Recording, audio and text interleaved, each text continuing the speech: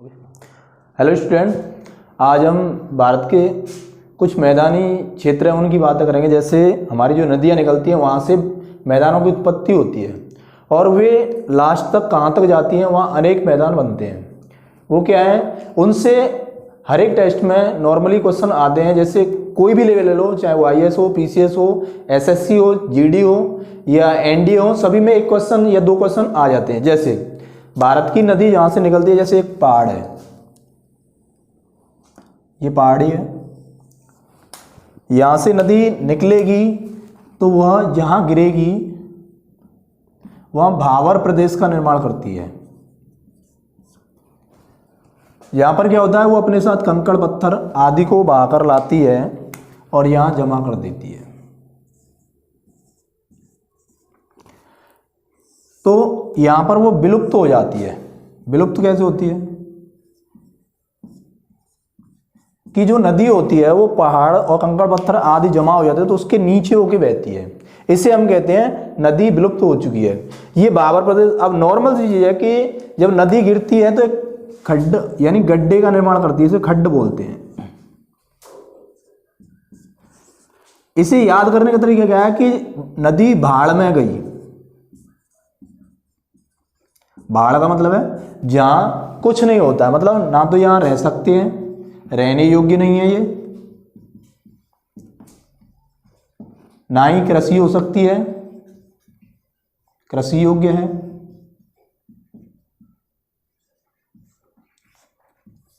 प्रश्न ये बनता है कि भावर प्रदेश क्या होता है।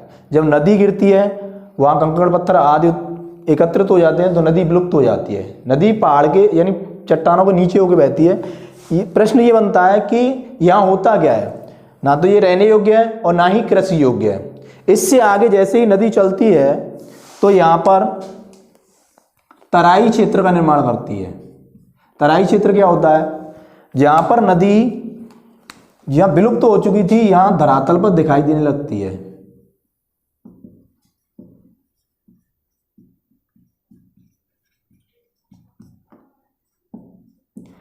ये दिखाई देने लगती है, यहाँ पर पानी की मात्रा अधिक होती है तो यहाँ एक तरह से दलदल बन जाता है, दलदली क्षेत्र कहलाता है। यह अगर इसे साफ कर लिया है तो रहने योग्य भी है थोड़ा बहुत, लेकिन कृषि योग्य है।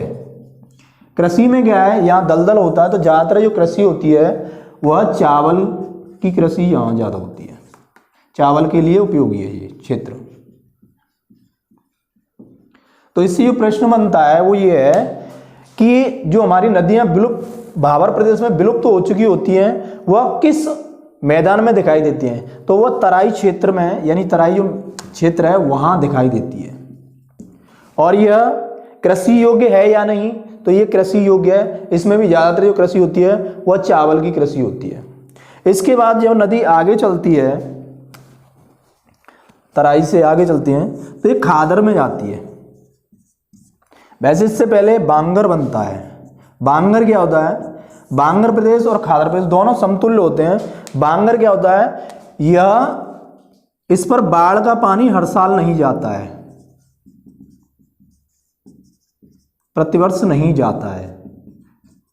ये बहुत इंपॉर्टेंट क्वेश्चन है, बांगर और खादर। और खादर में क्या होता है, इस पर बाढ़ का पानी प्रतिवर्ष जाता है।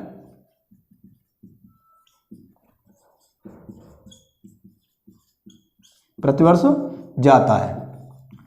यहाँ क्या होता है, यहाँ जो पहले बांगर प्रदेश की उत्पत्ति हुई कैसे, जब नदी अपनी युवावस्था में थी तब वो अपने साथ तलछट लाई। जैसे नदी ये बह रही है और यहाँ तलछट लाती है तो वो किनारों पर छोड़ती हुई चली जाती है और अपना रास्ता बदलती है और नए रास्ते से निकल जाती है। तो ये जो क्षेत्र होता है यहाँ तलछट जम जाता है और लाखों सालों में यहाँ एक मैदान की उत्पत्ति होती है।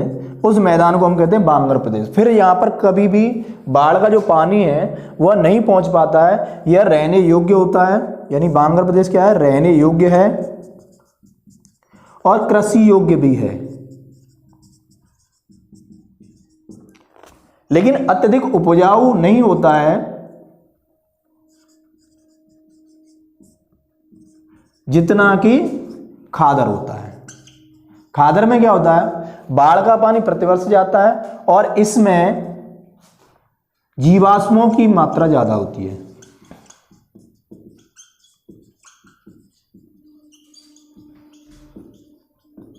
इस वजह से ये उपजाऊ है।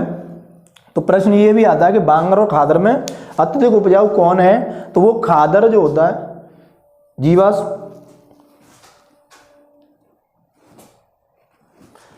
ठीक है। अब बांगर को थोड़ा क्या होता है कि जब बांगर में कृषि की जाती है, जब बांगर में कृषि करते हैं, जैसे हमारा हरियाणा हुआ,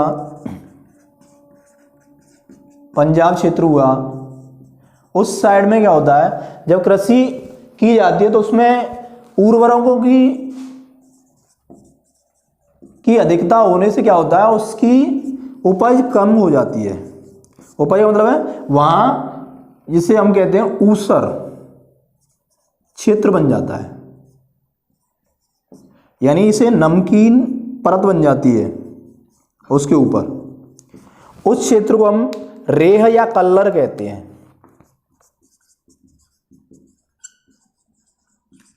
प्रश्न ये भी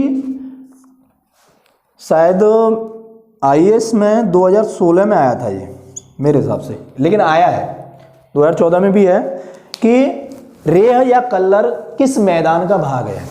तो रेह या कल्लर आपके बांगर मैदान का भाग है। इसमें क्या होता है कि जब हम कृषि करते हैं उस पर और अत्यधिक कृषि की जाती है तो उसकी उर्वरक क्षमता कम हो जाती है। उसके कारण क्या होता है, उस पर एक नमकीन परत यानी सफेद सी परत बन जाती है, उसे ऊसर क्षेत्र बोला जाता है। उसी को हरियाणा और पंजाब की साइड में रेह या कल्लर कहते हैं। एक होता है भूड़।